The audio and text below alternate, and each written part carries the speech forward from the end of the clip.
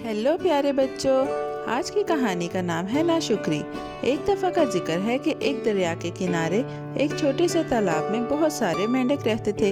वो छलांग लगाते और पत्तों पर बैठकर खेलते थे। सूरज की रोशनी पानी पर चमकती थी और पानी के किनारे हरी घास हिल रही थी। मेंढक खुश और हंसमुख थे, मगर बाज़ औक़ात वो खुद को छोटा महसूस करते और सोचते कि हमें भी कुछ खास चाहिए।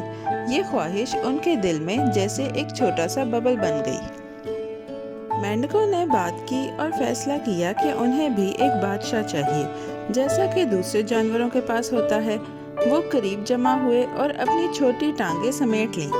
फिर उन्होंने दुआ की, ऐ अल्लाह, हमें एक बादशाह दे।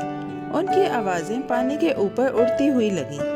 वो एक ऐसे रहनुमा का तस्वुर करते जो उन्हें अहमियत दे। तालाब में उनकी दुआ की गूंज हुआ करती। जैसा ही उन्होंने दुआ शुरू की, एक बड़ा लकड़ी का बीम तालाब में गिर पड़ा और पानी में जोरदार छलांग मारी। पानी ऊपर उछला और किनारों तक फैल गया। मेंढक डर कर हर तरफ छुप गए। तालाब एक लम्हे के लिए शोर से भर गया, फिर खामोशी छा गई। मेंढक खौफजदा होकर सोचने लगे कि उनका नया बादशाह क्या करेगा। आहिस्ता आहिस्ता वो मेंढक जो छुपे हुए थे बाहर निकलने की हिम्मत करने लगे। कुछ बहादुर मेंढक बीम पर चढ़ गए। जब उन्होंने करीब से देखा तो सिर्फ एक सादा सा बीम था, न ताज न परचम। मेंढक हैरान रह गए। उनके चेहरे की हैरानी गुस्से में बदल गई। एक खामोश बीम उनका बादशाह कैसे हो सकता था?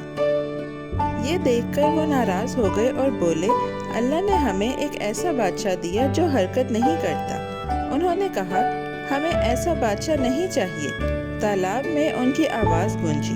फिर उन्होंने दोबारा दुआ की, ऐ अल्लाह, हमें कोई और बादशाह दे।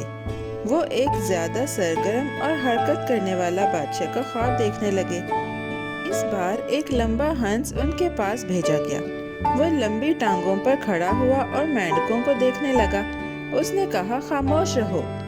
मगर मेंढक अपनी आदत की वजह से चुप नहीं रहे। हंस ने हाथ बढ़ाया और एक एक करके मोटे मेंढकों को पकड़ लिया। वो मेंढक आसमान की तरफ ले जाए गए। बाकी मेंढक डरते हुए देखते रहे। मेंढक खौफजदा होकर बोले, हमें ये बादशाह नहीं चाहिए, ये हमें खा जाएगा। वो छोटे छोटे कांपते हुए आवाज़ें निकालते। उन्होंने फिर दुआ की कि कोई और बादशाह मिले, मगर इस बार उनकी दुआ कबूल ना हुई। तालाब खामोश रहा और हंस आता रहा। मेंढक बेबस हो गए। आहिस्ता आहिस्ता मेंढकों ने अपनी गलती समझ ली। वो पछताने लगे कि उन्होंने बगैर सोचे समझे कुछ मांग लिया। तालाब की रौनक खत्म हो गई और आवाज़ें धीरे हो गई। बीम अब भी तैर रहा था और वहाँ जहाँ खुशी थी अब खामोशी थी।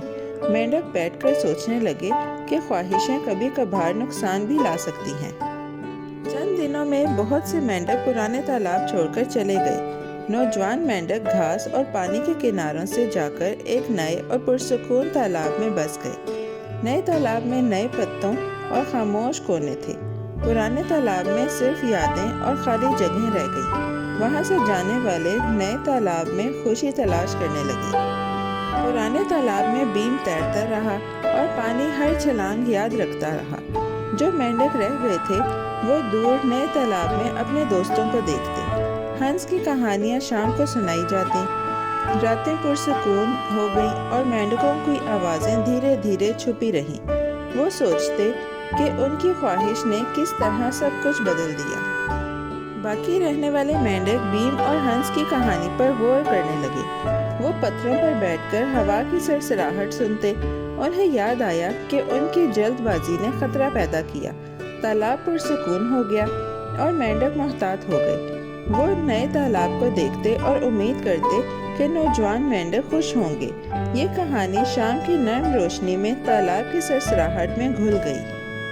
आखिर में मेंढकों ने अपनी गलती समझ ली और अपनी दुआ के नतीजे पर पछताया। तालाब की रौनक खत्म हो गई। नौजवान मेंढक जा चुके और एक और तालाब में बस गए। ये सच है कि दुनिया में कोई भी किसी हालत में भी मुतमईन नहीं होता। प्यारे बच्चों, आज की कहानी यहीं ख़त्म होती है। हम कल एक नई और दिलचस्प कहानी के साथ आएंगे। Bye bye. پیارے بچوں، کیسی لگی آپ کو یہ کہانی؟ ایسی ہی مزیدار کہانیاں سننے کے لیے ہمارے چینل کو لائک، سبسکرائب اور شیئر کرنا مت بھولیے گا۔ Bye bye.